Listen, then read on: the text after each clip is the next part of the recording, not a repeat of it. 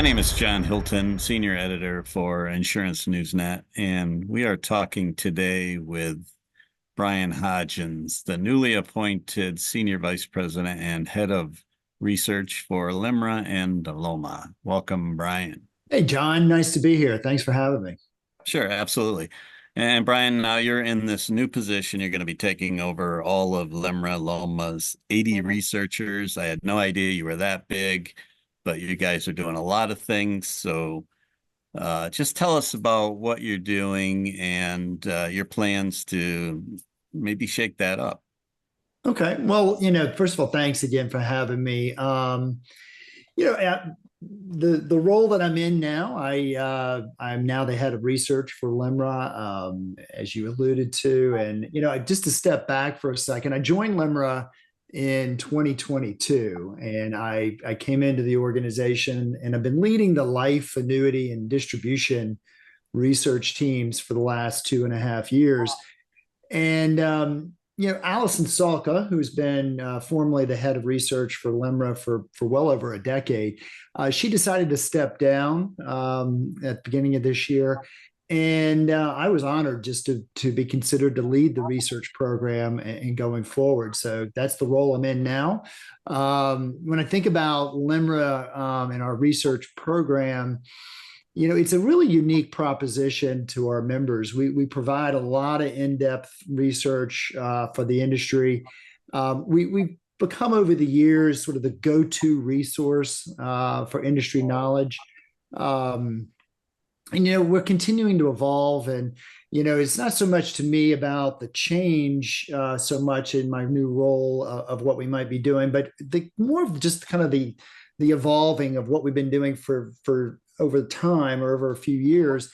And I look at it from, just trying to provide more insights, deeper insights into our different products, different verticals that we look at, the insurance vertical, life, annuities, and workplace benefits. How do we dig in deeper through the data that we collect, through the surveys that we do in the industry, just to expand in and give our members more knowledge about these areas. I do think today, we certainly are trying to expand, and I think you'll see more coming from us around research and, for example, in technology around Gen AI and other meaningful advances that are happening in the industry from technology. How does that impact our member firms and their efficiency and effectiveness in bringing products to market? So we'll be doing more work in that area, but it's continuing to evolve. I'll tell you too, John, that part of my role, if you asked, what are some of the things I'm going to be doing in this new role, I think about our core work day to day, of course, that we've been doing for our members. But I'm very close to kind of looking at emerging trends. I stay close with our members, listening and talking to them. What's on their minds? What are those topics that are emerging that they want us to touch on? So it is a balance here of kind of looking at keeping our core work going and also an eye to the future of what are these emerging issues. And you mentioned earlier I'm blessed to have a great team around me. I've got 80 plus really knowledgeable researchers, and they get up every day, and they've been doing this for years. They're executing on all of these ideas, all of these delivering all these results for our members. So it's great to be a part of this team. Excellent. And I should mention that Bryan comes from a long career in the industry where you were an executive. So your experience on that side, I imagine, really helps you to on the research side in this new role because you know what executives are looking for. Yeah, it's a good point, John. I spent 30 years in the industry prior to coming to LIMRA. I actually were at three different firms that are LIMRA members. So I was on the on the other side of the table, using LIMRA research on a day-to-day basis, helping me make those decisions, running the businesses that in areas I was in over my career. And yeah, I think of it. I've got this perspective of what the industry's looking at, the challenges that they face every day. I've seen a lot in our industry over 30 years. I've been on the different product sides, asset management. I've been on the insurance and annuity, leading on the retirement plan side, all of those different areas, distribution, sales. It's been an opportunity to see a full kind of view of the industry and how I think a lot of that applies to is going to help me in this role that I'm in right now. So Sure. Now, we usually talk to you, Bryan, about life insurance and annuity sales numbers, and those are obviously big. And I'd like to dive into that a little bit. sure. Um, we are, I think, waiting now on Q2, if I'm correct. And talked to you earlier this year, and you had some projections. And what are you seeing as we've passed the halfway point of the year as far as annuities go? Let's start with annuities. Sure, yeah, annuities. Well, John, we have talked a couple times on this of late, and I'll use the word again. I'm going to use it now. It's record. We're going to continue to see these record sales numbers coming out. The second quarter, it looks like we're going to see double-digit increases year over year for the first half of this year in terms of the sales numbers for annuities. It's been, just to recap for a second, for the last couple of years, we seem to each quarter sales are going up, and it's across all product lines. It's been led by the fixed rate deferred annuities and interest rates going up. We're seeing a little bit of a pullback there, John. I mean, it's when you'll see our second quarter numbers coming out for the fixed rate annuities, slightly pulling back from some of these really record highs, but not by much. And it continues to be strong flows there. But we also have been seeing, we've been talking about fixed index annuities and RILAs and, even SPIAs and DIAs. All of those product lines have been increasing over quarter. And particularly this year, I think we're going to see some records on the RILA space. That particular product is really accelerating. Fixed index annuities are also very strong numbers this year, so we're going to continue to see that too.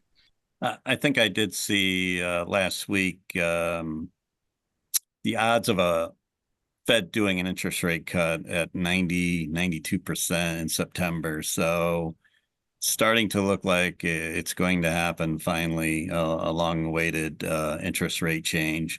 How might that impact those sales? Yeah, we are always anticipating, when is the Fed going to cut?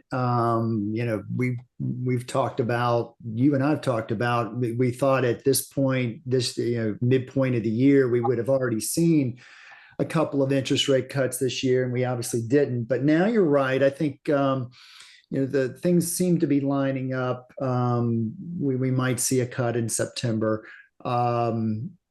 And what does that mean, from an impact perspective? I think a few things. Yes, it will affect the fixed annuities, which is tied directly to to the interest rates. So if you see a 25 basis point cut, maybe 50, I don't know, something in that line. I think it'll have some impact on those fixed annuity sales. You'll start to see a little pullback there. But over the last few years, there's still been a pretty decent premium or gap between fixed annuities and CDs and other money market or kind of cash type equivalent investments. You'll still see that I think that spread and we'll have some attractiveness remaining in those products through the rest of the year. I think it'll have less impact on the fixed indexed annuities, and there's some other factors that play in there, and I think that the RILA business, registered index linked annuities, will continue to go strong. And a lot of that has got to do with the equity markets and less about interest rates. And I think that volatility is overall in the market, equity markets over the last few years has benefited all of annuities, really, because while we've seen equity markets on a long-term trajectory up, the day-to-day market volatility that consumers experience, for some, the risk appetite's not there, and so they've been looking at annuities, trying to stay very conservative on the fixed side and going with the fixed annuities, but moving out on that risk spectrum a little bit with a fixed index or a RILA, taking some upside return, protecting some downside. That's been a really attractive investment. One thing that we've talked in the past about replacement annuities and these generally 3-year contracts and exchanging for a new annuity. Is that still a big trend that is reflected in your numbers? Yeah, that's a great question. We get that question a lot from the insurance companies. They're looking at their data, and it's interesting, John. It's actually, if I look at the first quarter, we track sort of this replacement type of activity, and it's actually been sort of the opposite. About 2/3 of the fixed annuity sales in the first quarter actually came from new money, money on the sidelines or in other areas that came into these products. Look, certainly there is some replacements going on. I'll call it about 1/3 of the overall sales, but most of it has been new business or new money, and it's been. I think if you step back and you look for the last many years prior to this movement in rates going up, rates were near zero, right? And there was a lot of money sitting on the sidelines, sitting in cash that really wasn't earning anything. And when rates started to go up, I think the consumers some early got in and said, wow, this is, I can really, improve my yield here on a shorter type term basis. So you had these 3-year, 5-year contracts, and a lot of money moved into those. But there were a lot of people that continued to sort of wait and watch the interest rates continue to go up. And we've seen that steady flow, as we've alluded to here, on sales. So I think that a lot of it has really been more around new money. Now, I think, interestingly, as we go forward and we think out for the next few years, as some of those contracts, those 3-5-year term contracts come out of surrender, what will that money do? And I think, where are interest rates going to be at that point? If we're saying that rates are coming down, are they going to renew back into those fixed annuity contracts? That's still to be determined. I think rates will still be pretty attractive, and I think that a lot of that money will stay in these types of products. But I think some of it could also be moving into other areas. So let's wrap up with life insurance. Sometimes I think life sales are the weak sister of annuity sales because they don't really compare. But what are you seeing with life insurance sales? Yeah, John, the life sales, we don't talk a lot about records. We don't see a lot of dramatic increases in sales in recent years. It's been much more slower, steady growth. As I look at life sales overall, retail life insurance growth has been, sort of moderate over the last 18 months. We coming out of the pandemic, we saw there was a lot of growth in the life business. But that seems to be normalizing now. We're kind of coming back to those pre-pandemic levels in terms of sales. And that's on the premium side. We also track the policies and the policy counts. Policy growth has actually been going up a bit over the last year. Term, whole life, index, universal life, all have been seeing some policy growth numbers, pretty good numbers there. I think index universal life has been currently, we're seeing some nice improvement, some nice growth there, but I think a lot of it is coming from sort of lower face amount products, suggesting that maybe the middle market, there's interest there, and that seems to be increasing, from that segment. I think that the term and whole life increases suggest that consumer demand may still be out there kind of above pre-pandemic levels, which is nice, and we continue to see some nice growth there. But it's been it's more of a steady growth story, and term and whole life continue to lead the pack when you look at those overall product lines. So, Bryan, you mentioned Allison. Like I talked to her recently about the direct-to-consumer channel, and every time I see your research, you see sales are booming, especially on the annuity side, every place but direct-to-consumer. So, talk a little bit about that and your research there, and maybe what you're finding, why things are not picking up there. Yeah, no, John, it's unfortunately, it's just an area that has not really taken off over the years. And we still look at it. We certainly track sales in the direct to consumer space for the life insurance side, but we just really we haven't seen much movement. It's been when you look at overall premium sales, it still hovers around 5 to 7%. Year in and year out. So we just haven't seen a lot of the growth.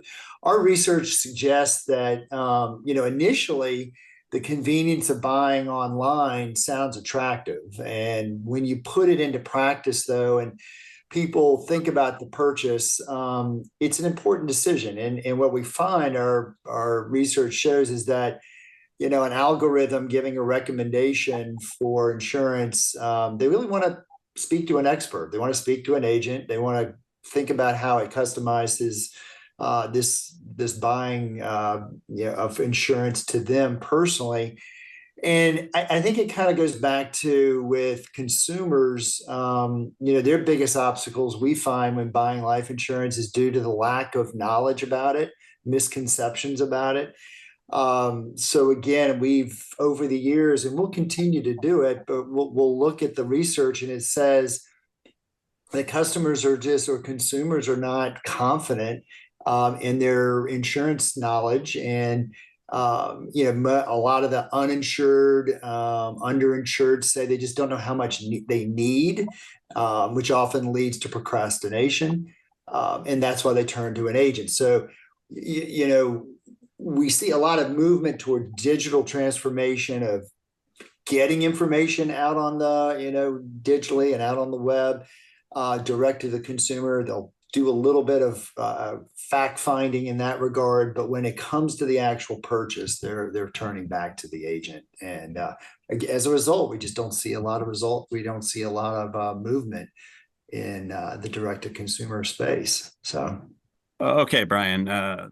We're seeing a lot of change in the industry with AI and other technology and accelerated underwriting and everything. It all seems kind of connected. So what, if any, areas where you might want to explore some areas of new research with your team at LIMRA? How about that? Yeah, John. Obviously, technology is playing an important role in every aspect of the industry. So we continue to and will continue to look and do more research in this area. I mean, our members want to know and help them understand, how is Gen AI, data analytics, machine learning, how can that transform their business? And these technologies, they influence, product design, they influence underwriting, marketing, sales, operations. So it hits every aspect of their business model. And we wanted just to help help them, and we'll continue to take a look at areas in that regard. Um, Another area that we want to do more work in, and we began this actually a few years ago, and it's really starting to build out more, which is around accessing more granular data for our members around their product sales. And so we kicked off something a few years ago called Life and Annuity Compass. One's for the life insurance side, one's for the annuity side, and this is allowing us to take the data that we collect and just get much more granular, almost down to the zip code level of a contract level for the purchases and the sales that are going on. And we're modernizing that data collection. We're giving them more insights around the contract level information. So this is an area that we're going to continue to expand on. We think it's going to add a lot of value to our members. Another area, these are some of those emerging trends. I said that earlier. We are always looking at what's kind of the next thing that's out there. And I'll give you an example on the annuity side. It's in-plan annuities, or inside the 401k defined contribution space. And this market's it's an old idea. Products have been around for years, but as a result of the Secure Act back in 2020 and some of that, the safe harbor that was created for plan sponsors to be able to look at adding annuities into their 401k menus for their employees. This area has really started to take off in the last few years. We've seen a lot of product innovation, a lot of new ideas coming to market and late. So we've been doing a lot of research on that. Did some just late last year. We'll continue to build out that storyline and helping our members understand how that space is evolving and really, really growing more rapidly here of late, especially this year. Workplace benefits. John, we don't talk too much about that space with, I don't think you and I have touched on that as much of late, but we do a lot of research in this area too. And in the workplace benefits, there's a lot going on with a very tight labor market. You've got 5 generations of workers now in the workforce. We're looking at, we do a lot of research around what employers are offering in terms of their benefits to try to attract and retain talent. So it's a combination of the traditional benefits, but non-traditional benefits as well.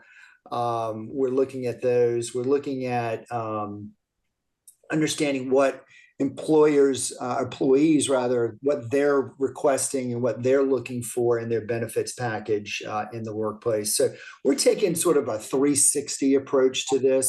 We're looking at it through the employer's lens, through the employee, and then also through the brokers or the advisors that are working this space to set up these plans and these platforms. So a lot of work will continue in the workplace benefits space as well. Hmm.